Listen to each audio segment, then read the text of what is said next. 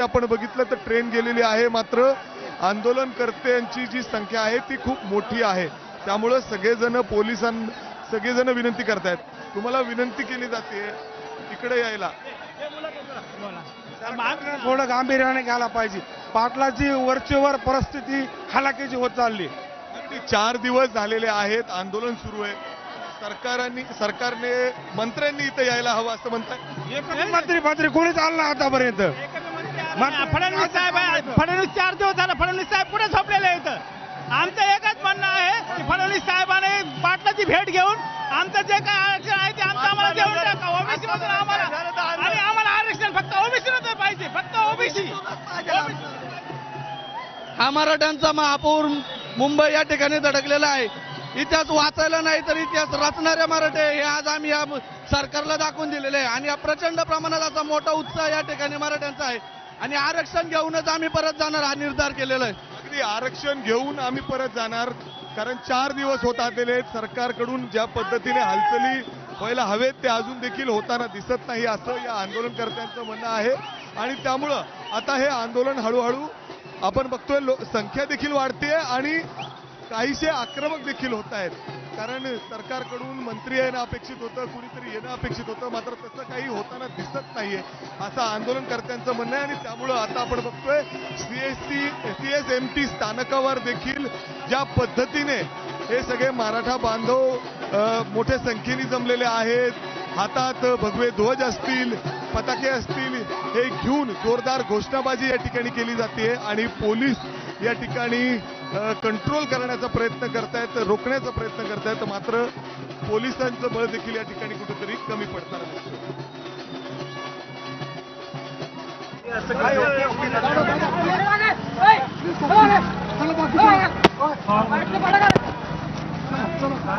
काय रे? तर CSMT स्थानकातली ही दृश्य आपण पाहतोय। मिकी घई आपले प्रतिनिधी आपल्याला माहिती देत आहेत। मोठ्या प्रमाणात इथं गर्दी उसळलेली आहे। मिकी, खरं तर आज 4था दिवस आहे, परंतु गर्दीचा ओघ हा अधिकाधिक वाढताना दिसतोय। हे आंदोलन कुठेतरी आक्रमक रूप धारण करतंय का? कारण आज सकाळपासूनच ज्या प्रमाणात ही गर्दी इथे उसळलेली आहे त्यामुळे मुंबईकरांना सुद्धा याचा त्रास होतोय आणि पोलिसांवरचा ताण देखील वाढलेला आहे।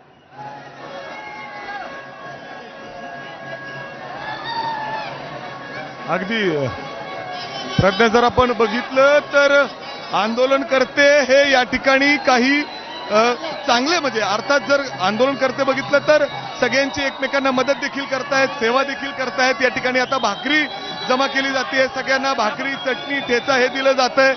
बाहेरून इतर गावातून देखील या ठिकाणी भाकऱ्या पोचतायत, जेणेकरून सगळे हे मराठा बांधव यांना या ठिकाणी भाकरी मिळावी, जेवायला मिळावं।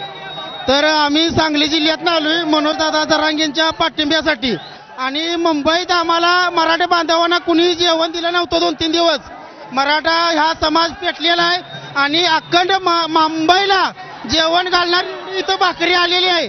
तर हा मराठा समाज कधी कुणाला दोषला नव्हता आणि मराठा समाजाला कधी तुम्ही अन्न दिलं नाही। एक मराठा लाख मराठा, अख्खी मुंबई महाराष्ट्र हे मराठ्यांना मराठी जगवणार।